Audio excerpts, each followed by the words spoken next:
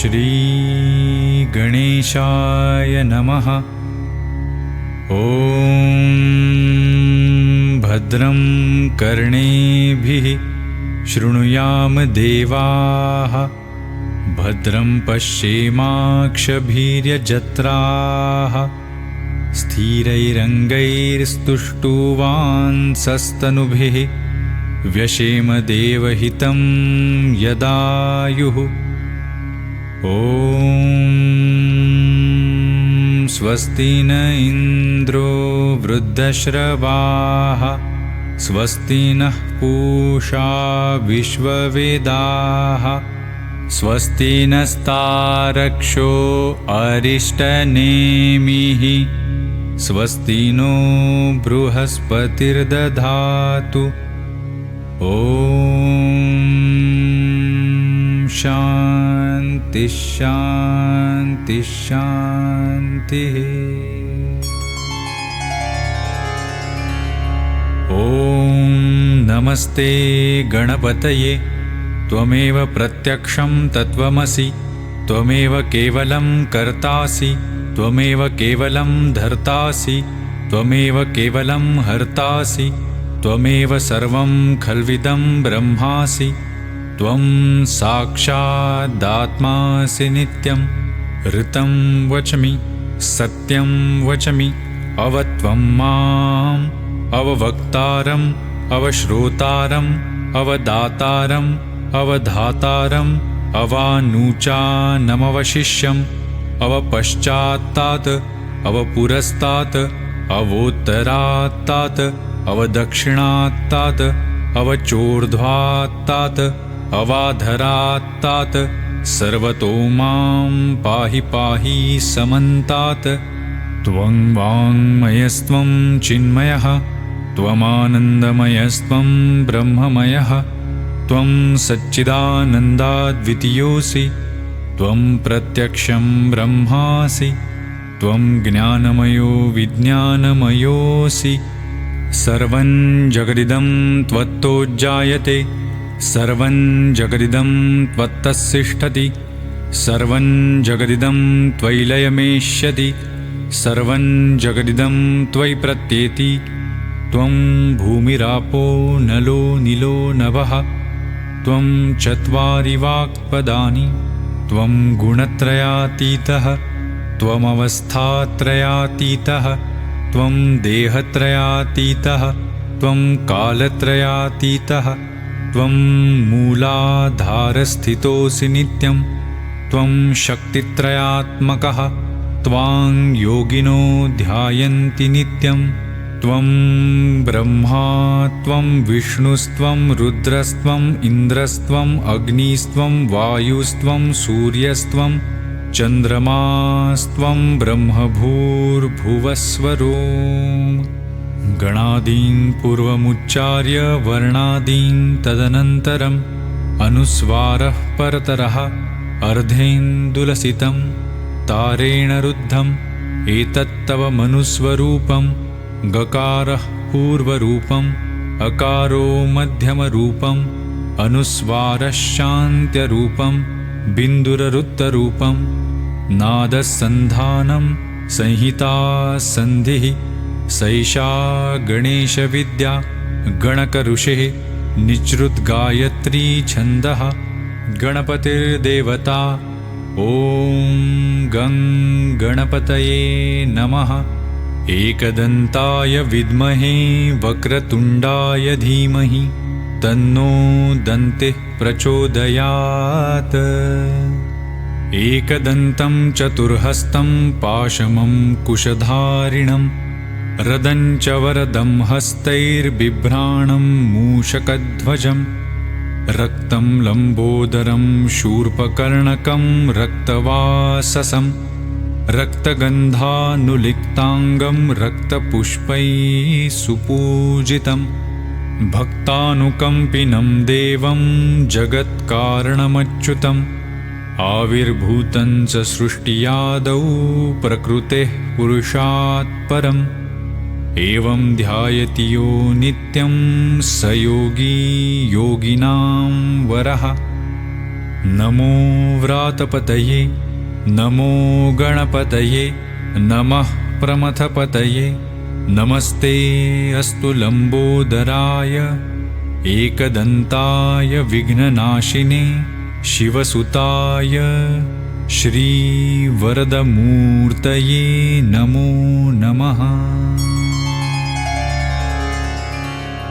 ॐ नमस्ते गणपतये, त्वमेव प्रत्यक्षं तत्त्वमसि, त्वमेव केवलं कर्तासि, त्वमेव केवलं धर्तासि, त्वमेव केवलं हर्तासि, त्वमेव सर्वं खल्विदं ब्रह्मासि, त्वं साक्षादात्मासि नित्यं।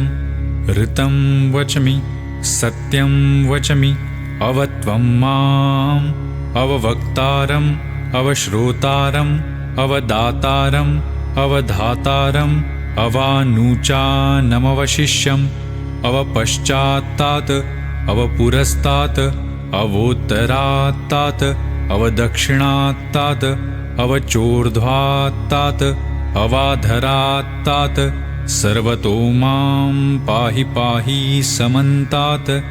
त्वं वाङ्मयस्त्वं चिन्मयः, त्वमानन्दमयस्त्वं ब्रह्ममयः, त्वं सच्चिदानन्दाद्वितीयोऽसि, त्वं प्रत्यक्षं ब्रह्मासि, त्वं ज्ञानमयो विज्ञानमयोऽसि। सर्वं जगदिदं त्वत्तो जायते, सर्वं जगदिदं त्वत्तस्तिष्ठति, सर्वं जगदिदं त्वयि लयमेष्यति, सर्वं जगदिदं त्वयि प्रत्येति। त्वं भूमिरापो नलो निलो नभः, त्वं चत्वारि वाक्पदानि, त्वं गुणत्रयातीतः, त्वमवस्थात्रयातीतः, त्वं देहत्रयातीतः, त्वं कालत्रयातीतः, त्वं मूलाधारस्थितोऽसि नित्यं, त्वं शक्तित्रयात्मकः, त्वां योगिनो ध्यायन्ति नित्यं। त्वं ब्रह्मा त्वं विष्णुस्त्वं रुद्रस्त्वं इन्द्रस्त्वं अग्निस्त्वं वायुस्त्वं सूर्यस्त्वं चन्द्रमास्त्वं ब्रह्मभूर्भुवस्वरो।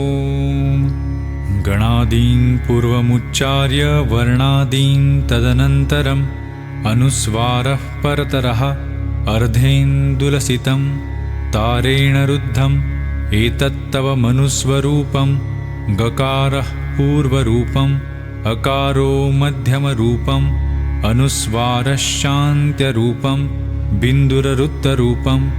नादसन्धानं संहिता सन्धिः सैषा गणेशविद्या गणकऋषिः निःसृतगायत्री छन्दः।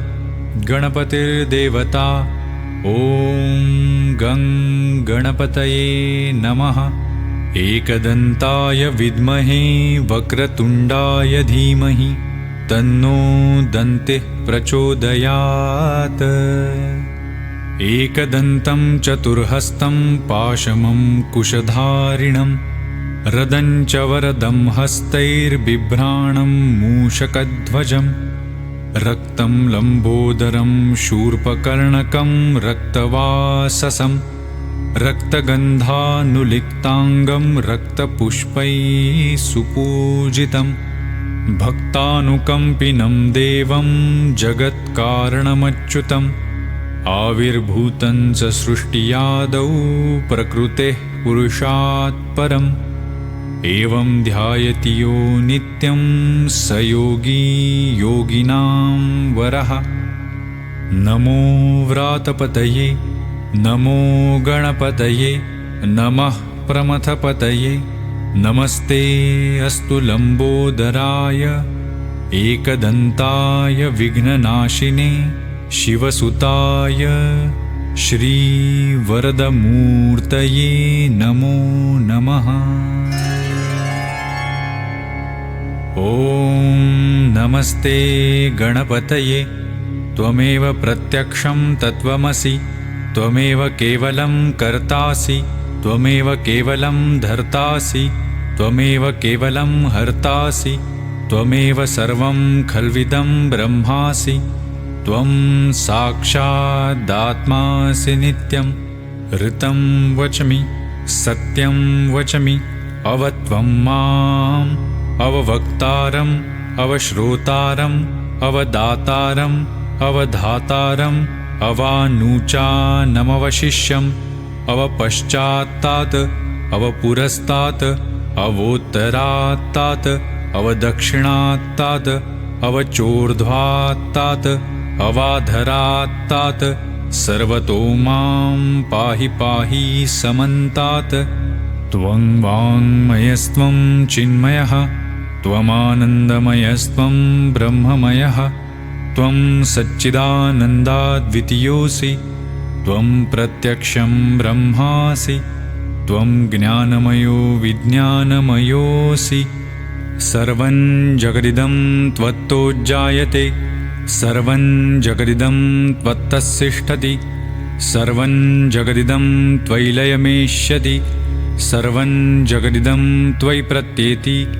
त्वं भूमिरापो नलो नीलो नभः त्वं चत्वारि वाक्पदानि त्वं गुणत्रयातीतः त्वमवस्थात्रयातीतः त्वं देहत्रयातीतः त्वं कालत्रयातीतः त्वं मूलाधारस्थितोऽसि नित्यं त्वं शक्तित्रयात्मकः त्वां योगिनो ध्यायन्ति नित्यं। त्वं ब्रह्मा त्वं विष्णुस्त्वं रुद्रस्त्वम् इन्द्रस्त्वम् अग्निस्त्वं वायुस्त्वं सूर्यस्त्वं चन्द्रमास्त्वं ब्रह्मभूर्भुवस्वरो। गणादीन् पूर्वमुच्चार्य वर्णादीन् तदनन्तरम् अनुस्वारः परतरः अर्धेन्दुलसितं तारेण रुद्धम् एतत्तव मनुस्वरूपं गकारः पूर्वरूपम् अकारो मध्यमरूपम् अनुस्वारश्चान्त्यरूपम् बिन्दुररुत्तरूपम् नादसन्धानं संहिता सन्धिः सैषा गणेशविद्या गणकऋषिः निच्रुतगायत्री छन्दः गणपतिर्देवता। ॐ गं गणपतये नमः। एकदन्ताय विद्महे वक्रतुण्डाय धीमहि तन्नो दन्तिः प्रचोदयात्। एकदन्तं चतुर्हस्तं पाशमं कुशधारिणं रदं च वरदं हस्तैर्बिभ्राणं मूषकध्वजं रक्तं लम्बोदरं शूर्पकर्णकं रक्तवाससं रक्तगन्धानुलिप्ताङ्गं रक्तपुष्पैः सुपूजितं भक्तानुकम्पिनं देवं जगत्कारणमच्युतम् आविर्भूतं च सृष्टियादौ प्रकृतेः पुरुषात् परम् एवं ध्यायति यो नित्यं स योगी योगिनां वरः। नमो व्रातपतये नमो गणपतये नमः प्रमथपतये नमस्ते अस्तु लम्बोदराय एकदन्ताय विघ्ननाशिने शिवसुताय श्रीवरदमूर्तये नमो नमः।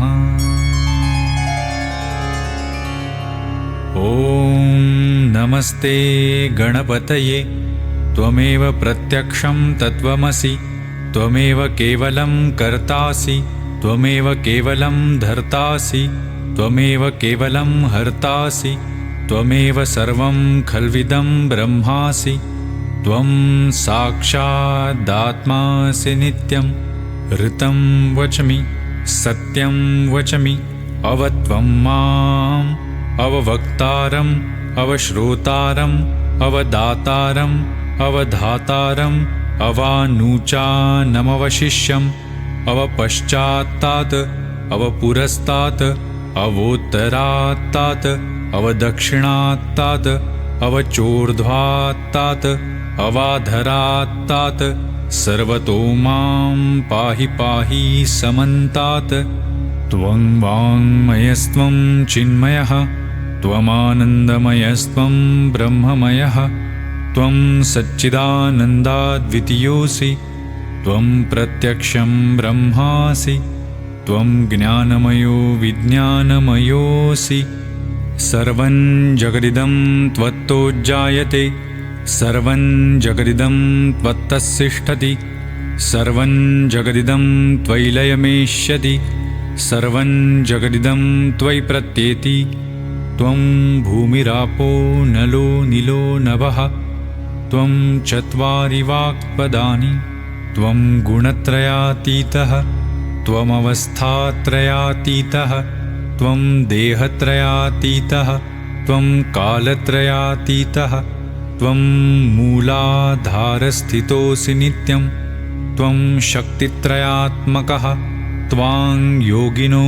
ध्यायन्ति नित्यं त्वं ब्रह्मा त्वं विष्णुस्त्वं रुद्रस्त्वम् इन्द्रस्त्वम् अग्निस्त्वं वायुस्त्वं सूर्यस्त्वं चन्द्रमास्त्वं ब्रह्मभूर्भुवस्वरो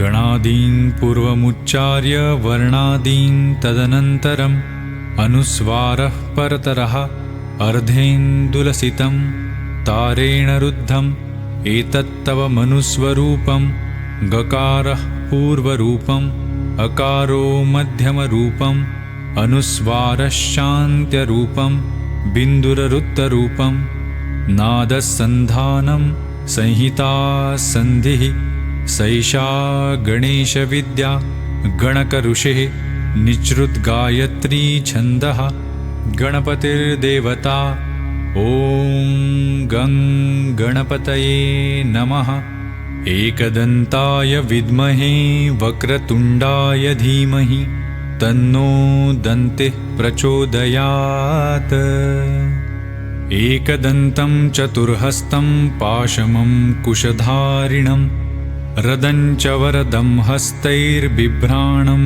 मूषकध्वजं रक्तं लम्बोदरं शूर्पकर्णकं रक्तवाससं रक्तगन्धानुलिप्ताङ्गं रक्तपुष्पैः सुपूजितं भक्तानुकम्पिनं देवं जगत्कारणमच्युतम् आविर्भूतं च सृष्टियादौ प्रकृतेः पुरुषात् परम् एवं ध्यायति यो नित्यं स योगी योगिनां वरः नमो व्रातपतये नमो गणपतये नमः प्रमथपतये नमस्ते अस्तु लम्बोदराय एकदन्ताय विघ्ननाशिने शिवसुताय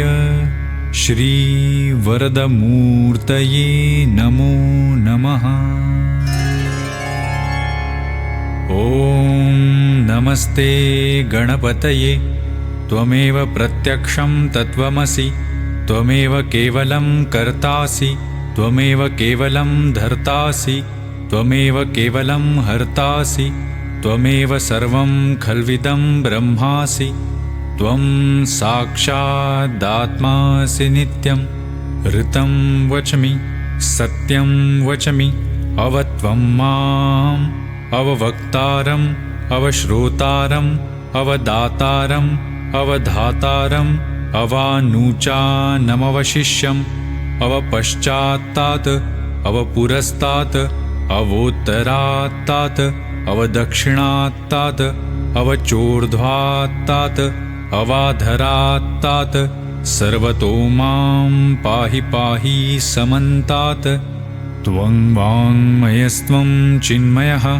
त्वमानन्दमयस्त्वं ब्रह्ममयः त्वं सच्चिदानन्दाद्वितीयोऽसि त्वं प्रत्यक्षं ब्रह्मासि त्वं ज्ञानमयो विज्ञानमयोऽसि सर्वं जगदिदं त्वत्तोज्जायते सर्वं जगदिदं त्वत्तस्तिष्ठति सर्वं जगदिदं त्वयि लयमेष्यति सर्वं जगदिदं त्वयि प्रत्येति त्वं भूमिरापो नलो नीलो नभः त्वं चत्वारि वाक्पदानि त्वं गुणत्रयातीतः त्वमवस्थात्रयातीतः त्वं देहत्रयातीतः त्वं कालत्रयातीतः त्वं मूलाधारस्थितोऽसि नित्यं त्वं शक्तित्रयात्मकः त्वां योगिनो ध्यायन्ति नित्यं त्वं ब्रह्मा त्वं विष्णुस्त्वं रुद्रस्त्वं इन्द्रस्त्वं अग्निस्त्वं वायुस्त्वं सूर्यस्त्वं चन्द्रमास्त्वं ब्रह्मभूर्भुवस्वरो। गणादीन् पूर्वमुच्चार्य वर्णादीन् तदनन्तरम् अनुस्वारः परतरः अर्धेन्दुलसितं तारेण रुद्धम् एतत्तव मनुस्वरूपं गकारः पूर्वरूपम् अकारो मध्यमरूपम् अनुस्वारश्चान्त्यरूपं बिन्दुररुत्तरूपं नादसन्धानं संहिता सन्धिः सैषा गणेशविद्या गणकऋषिः निच्रुद्गायत्री छन्दः गणपतिर्देवता। ॐ गं गणपतये नमः। एकदन्ताय विद्महे वक्रतुण्डाय धीमहि तन्नो दन्तिः प्रचोदयात्। एकदन्तं चतुर्हस्तं पाशमं कुशधारिणं रदं च वरदं हस्तैर्बिभ्राणं मूषकध्वजं रक्तं लम्बोदरं शूर्पकर्णकं रक्तवाससं रक्तगन्धानुलिप्ताङ्गं रक्तपुष्पैः सुपूजितं भक्तानुकम्पिनं देवं जगत्कारणमच्युतम् आविर्भूतं च सृष्टियादौ प्रकृतेः पुरुषात् परम् एवं ध्यायति यो नित्यं स योगी योगिनां वरः। नमो व्रातपतये नमो गणपतये नमः प्रमथपतये नमस्ते अस्तु लम्बोदराय एकदन्ताय विघ्ननाशिने शिवसुताय श्रीवरदमूर्तये नमो नमः। ॐ नमस्ते गणपतये त्वमेव प्रत्यक्षं तत्त्वमसि त्वमेव केवलं कर्तासि त्वमेव केवलं धर्तासि त्वमेव केवलं हर्तासि त्वमेव सर्वं खल्विदं ब्रह्मासि त्वं साक्षादात्मासि नित्यं ऋतं वचमि सत्यं वचमि अवत्वं माम् अववक्तारम् अवश्रोतारम् अवदातारम् अवधातारम् अवानूचानमवशिष्यम् अवपश्चात्तात् अवपुरस्तात् अवोत्तरात्तात् अवदक्षिणात्तात् अवचोर्ध्वात्तात् अवाधरात्तात् सर्वतो मां पाहि पाहि समन्तात्।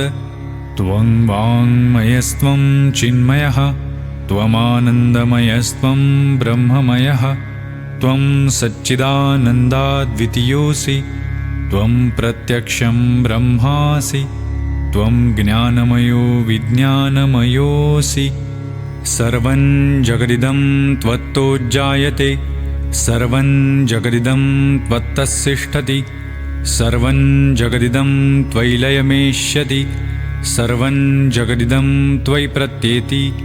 त्वं भूमिरापो नलो निलो नभः त्वं चत्वारि वाक्पदानि त्वं गुणत्रयातीतः त्वमवस्थात्रयातीतः त्वं देहत्रयातीतः त्वं कालत्रयातीतः त्वं मूलाधारस्थितोऽसि नित्यं त्वं शक्तित्रयात्मकः त्वां योगिनो ध्यायन्ति नित्यं त्वं ब्रह्मा त्वं विष्णुस्त्वं रुद्रस्त्वं इन्द्रस्त्वं अग्निस्त्वं वायुस्त्वं सूर्यस्त्वं चन्द्रमास्त्वं ब्रह्मभूर्भुवस्वरो। गणादीन् पूर्वमुच्चार्य वर्णादीन् तदनन्तरम् अनुस्वारः परतरः अर्धेन्दुलसितं तारेण रुद्धम् एतत्तव मनुस्वरूपं गकारः पूर्वरूपम् अकारो मध्यमरूपम् अनुस्वारश्चान्त्यरूपं बिन्दुररुत्तरूपं नादसन्धानं संहिता सन्धिः सैषा गणेशविद्या गणकऋषिः निच्रुद्गायत्री छन्दः गणपतिर्देवता। ॐ गं गणपतये नमः। एकदन्ताय विद्महे वक्रतुण्डाय धीमहि तन्नो दन्तिः प्रचोदयात्। एकदन्तं चतुर्हस्तं पाशमं कुशधारिणं रदं च वरदं हस्तैर्बिभ्राणं मूषकध्वजं रक्तं लम्बोदरं शूर्पकर्णकं रक्तवाससं रक्तगन्धानुलिप्ताङ्गं रक्तपुष्पैः सुपूजितं भक्तानुकम्पिनं देवं जगत्कारणमच्युतम् आविर्भूतं च सृष्टियादौ प्रकृतेः पुरुषात् परम् एवं ध्यायति यो नित्यं स योगी योगिनां वरः। नमो व्रातपतये नमो गणपतये नमः प्रमथपतये नमस्ते अस्तु लम्बोदराय एकदन्ताय विघ्ननाशिने शिवसुताय श्रीवरदमूर्तये नमो नमः। ॐ नमस्ते गणपतये त्वमेव प्रत्यक्षं तत्त्वमसि त्वमेव केवलं कर्तासि त्वमेव केवलं धर्तासि त्वमेव केवलं हर्तासि त्वमेव सर्वं खल्विदं ब्रह्मासि त्वं साक्षादात्मासि नित्यं ऋतं वचमि सत्यं वचमि अवत्वं माम् अववक्तारम् अवश्रोतारम् अवदातारम् अवधातारम् अवानूचानमवशिष्यम् अवपश्चात्तात् अवपुरस्तात् अवोत्तरात्तात् अवदक्षिणात्तात् अवचोर्ध्वात्तात् अवाधरात्तात् सर्वतो मां पाहि पाहि समन्तात्। त्वं वाङ्मयस्त्वं चिन्मयः त्वमानन्दमयस्त्वं ब्रह्ममयः त्वं सच्चिदानन्दाद्वितीयोऽसि त्वं प्रत्यक्षं ब्रह्मासि त्वं ज्ञानमयो विज्ञानमयोऽसि।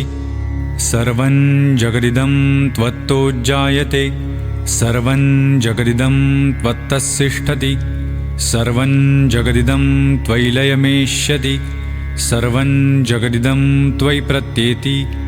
त्वं भूमिरापो नलो निलो नभः त्वं चत्वारि वाक्पदानि त्वं गुणत्रयातीतः त्वमवस्थात्रयातीतः त्वं देहत्रयातीतः त्वं कालत्रयातीतः त्वं मूलाधारस्थितोऽसि नित्यं त्वं शक्तित्रयात्मकः त्वां योगिनो ध्यायन्ति नित्यं। त्वं ब्रह्मा त्वं विष्णुस्त्वं रुद्रस्त्वं इन्द्रस्त्वं अग्निस्त्वं वायुस्त्वं सूर्यस्त्वं चन्द्रमास्त्वं ब्रह्मभूर्भुवस्वरो।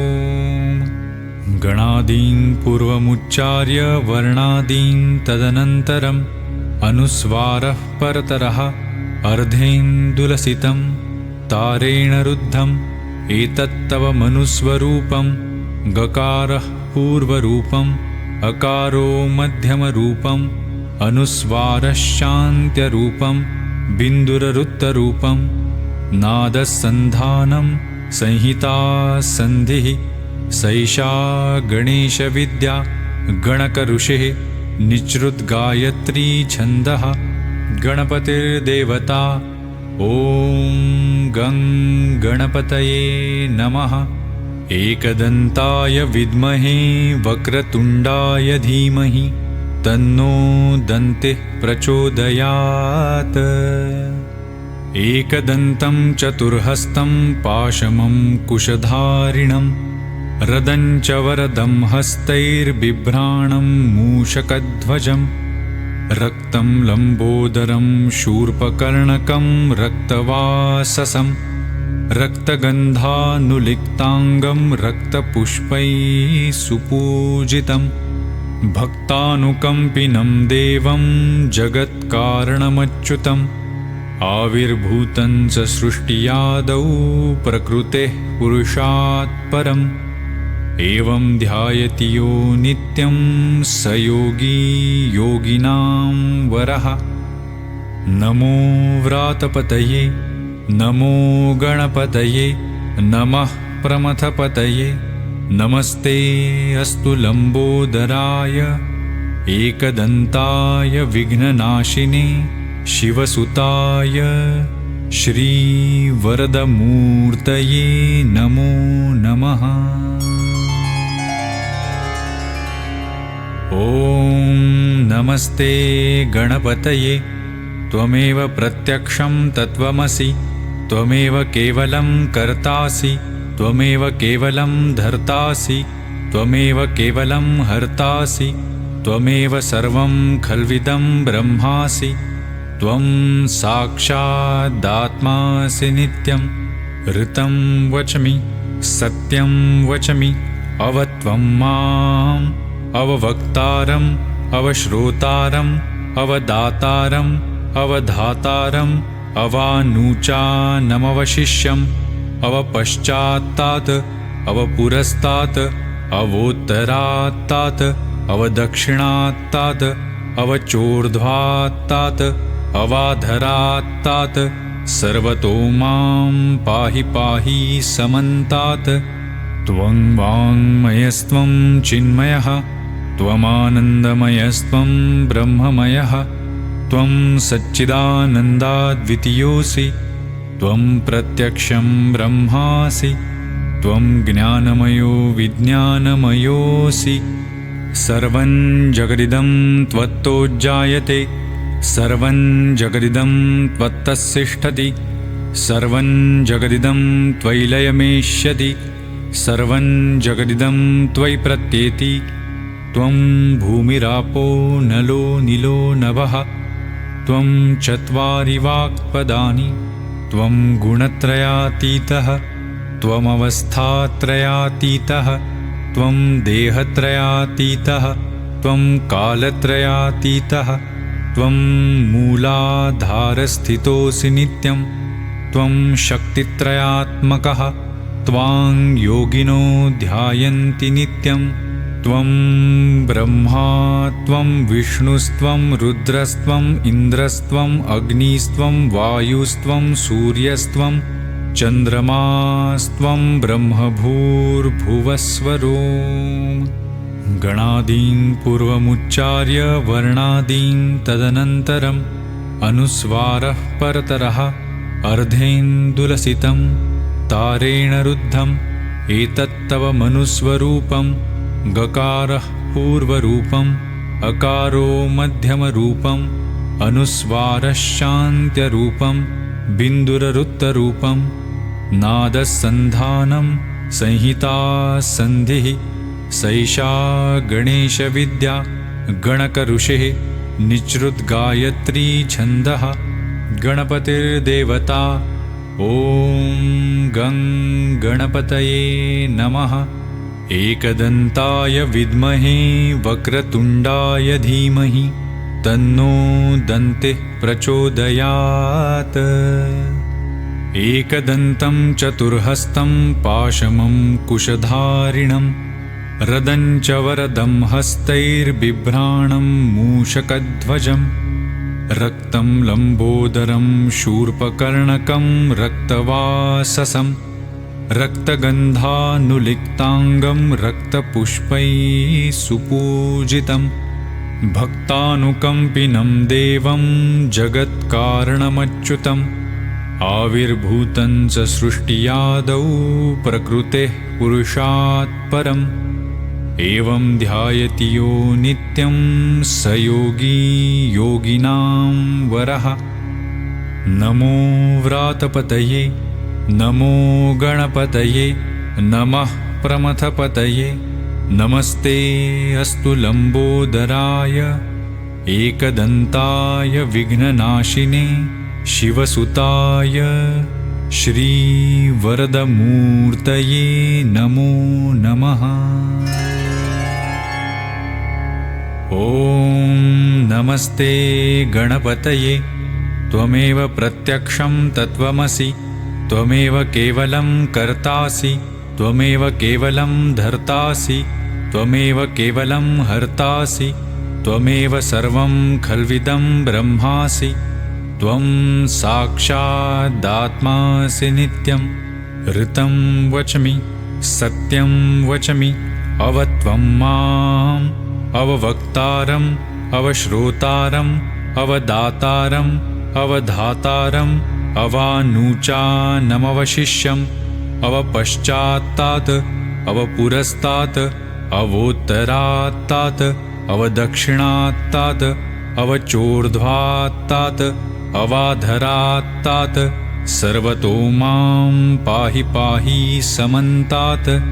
त्वं वाङ्मयस्त्वं चिन्मयः त्वमानन्दमयस्त्वं ब्रह्ममयः त्वं सच्चिदानन्दाद्वितीयोऽसि त्वं प्रत्यक्षं ब्रह्मासि त्वं ज्ञानमयो विज्ञानमयोऽसि सर्वं जगदिदं त्वत्तोज्जायते सर्वं जगदिदं त्वत्तस्तिष्ठति सर्वं जगदिदं त्वयि लयमेष्यति सर्वं जगदिदं त्वयि प्रत्येति त्वं भूमिरापो नलो निलो नभः त्वं चत्वारि वाक्पदानि त्वं गुणत्रयातीतः त्वमवस्थात्रयातीतः त्वं देहत्रयातीतः त्वं कालत्रयातीतः त्वं मूलाधारस्थितोऽसि नित्यं त्वं शक्तित्रयात्मकः त्वां योगिनो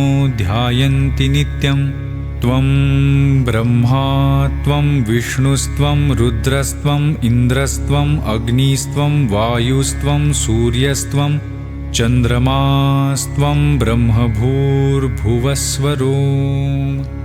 गणादीन् पूर्वमुच्चार्य वर्णादीन् तदनन्तरम् अनुस्वारः परतरः अर्धेन्दुलसितं तारेण रुद्धम् एतत्तव मनुस्वरूपं गकारः पूर्वरूपम् अकारो मध्यमरूपम् अनुस्वारः शान्त्यरूपं बिन्दुररुत्तरूपं नादसन्धानं संहिता सन्धिः सैषा गणेशविद्या गणकऋषेः निःसृतगायत्री छन्दः गणपतिर्देवता। ॐ गं गणपतये नमः। एकदन्ताय विद्महे वक्रतुण्डाय धीमहि तन्नो दन्तिः प्रचोदयात्। एकदन्तं चतुर्हस्तं पाशमं कुशधारिणं रदं च वरदं हस्तैर्बिभ्राणं मूषकध्वजं रक्तं लम्बोदरं शूर्पकर्णकं रक्तवाससं रक्तगन्धानुलिप्ताङ्गं रक्तपुष्पैः सुपूजितं भक्तानुकम्पिनं देवं जगत्कारणमच्युतम् आविर्भूतं च सृष्टियादौ प्रकृतेः पुरुषात् परम् एवं ध्यायति यो नित्यं स योगी योगिनां वरः। नमो व्रातपतये नमो गणपतये नमः प्रमथपतये नमस्ते अस्तु लम्बोदराय एकदन्ताय विघ्ननाशिने शिवसुताय श्रीवरदमूर्तये नमो नमः।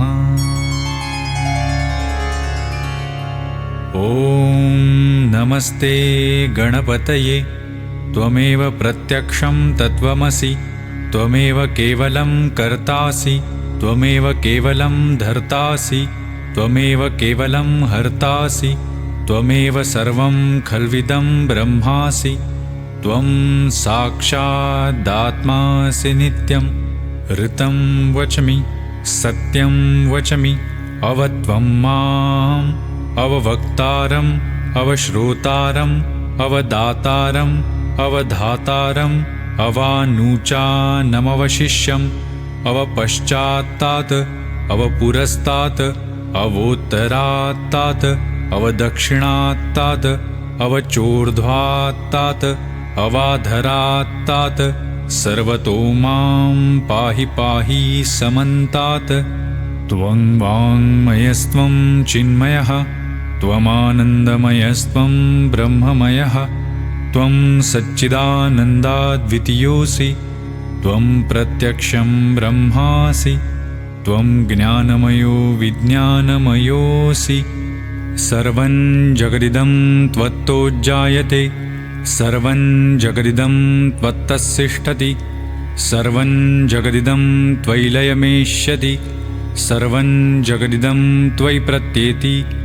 त्वं भूमिरापो नलो नीलो नभः त्वं चत्वारि वाक्पदानि त्वं गुणत्रयातीतः त्वमवस्थात्रयातीतः त्वं देहत्रयातीतः त्वं कालत्रयातीतः त्वं मूलाधारस्थितोऽसि नित्यं त्वं शक्तित्रयात्मकः त्वां योगिनो ध्यायन्ति नित्यं। त्वं ब्रह्मा त्वं विष्णुस्त्वं रुद्रस्त्वं इन्द्रस्त्वं अग्निस्त्वं वायुस्त्वं सूर्यस्त्वं चन्द्रमास्त्वं ब्रह्मभूर्भुवस्वरो। गणादीन् पूर्वमुच्चार्य वर्णादीन् तदनन्तरम् अनुस्वारः परतरः अर्धेन्दुलसितं तारेण रुद्धम् एतत्तव मनुस्वरूपम्। गकारः पूर्वरूपम् अकारो मध्यमरूपम् अनुस्वारश्चान्त्यरूपम् बिन्दुररुत्तरूपम्। नादसन्धानं संहिता सन्धिः सैषा गणेशविद्या गणकऋषेः निःसृतगायत्री छन्दः। गणपतिर्देवता ॐ गं गणपतये नमः। एकदन्ताय विद्महे वक्रतुण्डाय धीमहि तन्नो दन्तिः प्रचोदयात्। एकदन्तं चतुर्हस्तं पाशमं कुशधारिणं रदं च वरदं हस्तैर्बिभ्राणं मूषकध्वजं रक्तं लम्बोदरं शूर्पकर्णकं रक्तवाससं रक्तगन्धानुलिप्ताङ्गं रक्तपुष्पैः सुपूजितं भक्तानुकम्पिनं देवं जगत्कारणमच्युतम् आविर्भूतं च सृष्टियादौ प्रकृतेः पुरुषात् परम् एवं ध्यायति यो नित्यं स योगी योगिनां वरः। नमो व्रातपतये नमो गणपतये नमः प्रमथपतये नमस्ते अस्तु लम्बोदराय एकदन्ताय विघ्ननाशिने शिवसुताय श्रीवरदमूर्तये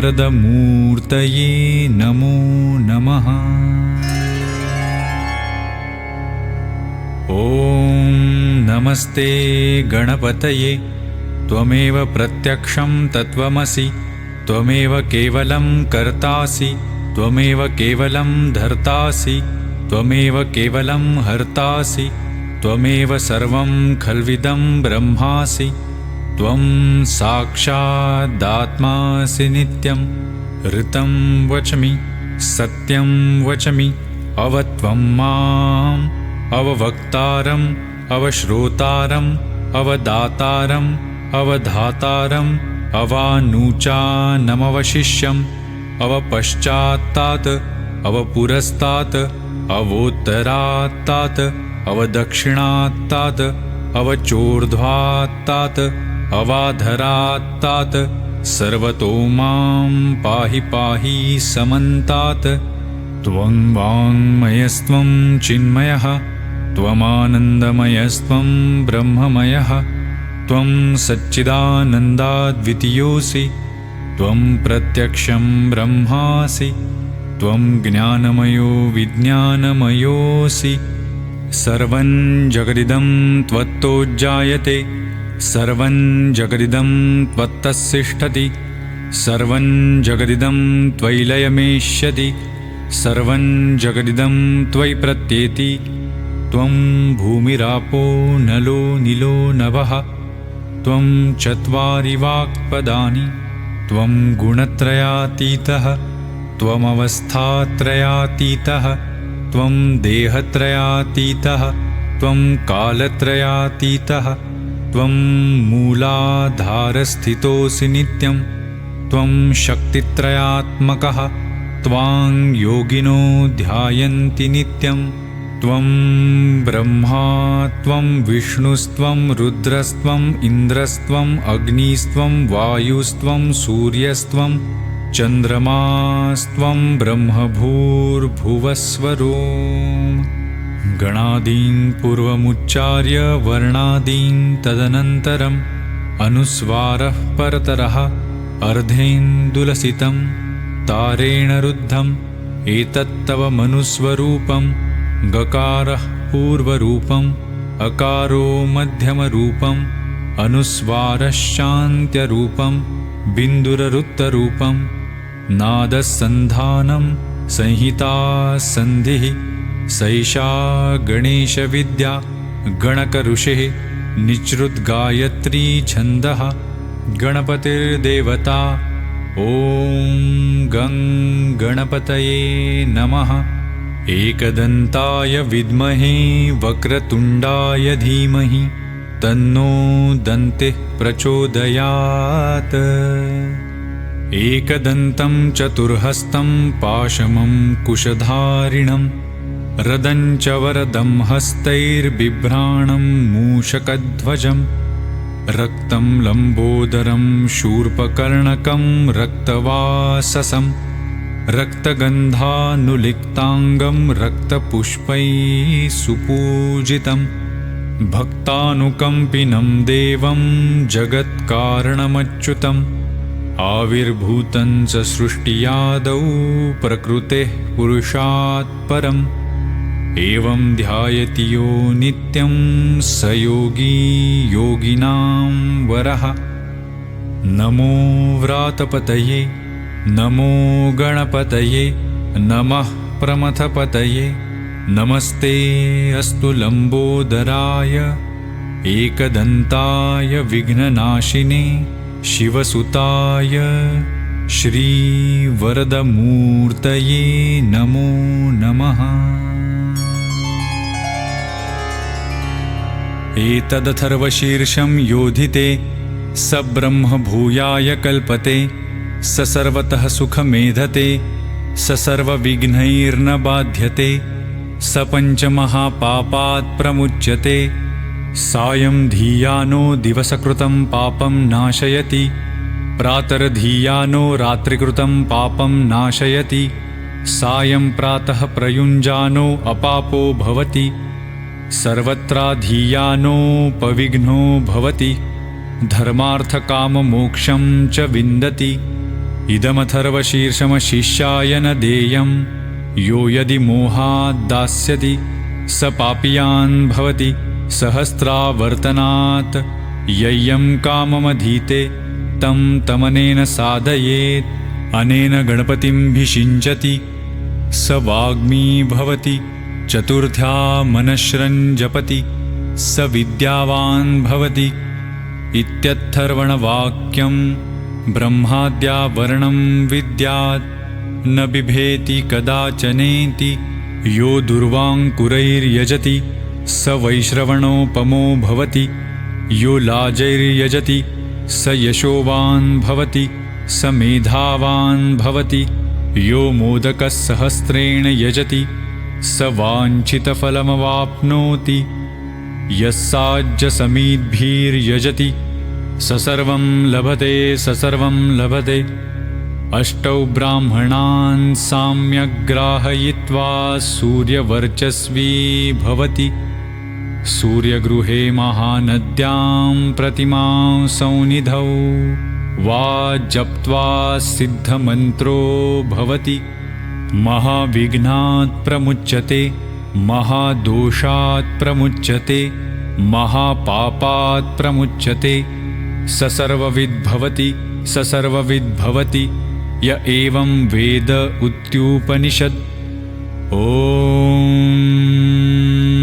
सहनाववतु सहनौ भुनक्तु सह वीर्यं करवावहै तेजस्विनावधीतमस्तु मा विद्विषावहै। ॐ भद्रं कर्णेभिः शृणुयाम देवाः भद्रं पश्येमाक्षभिर्यजत्राः स्थिरैरङ्गैस्तुष्टुवांसस्तनुभिः व्यशेम देवहितं यदायुः। ॐ स्वस्ति न इन्द्रो वृद्धश्रवाः स्वस्ति नः पूषा विश्ववेदाः स्वस्ति नस्तारक्षो अरिष्टनेमिः स्वस्ति नो बृहस्पतिर्दधातु। ॐ शान्ति शान्ति शान्तिः।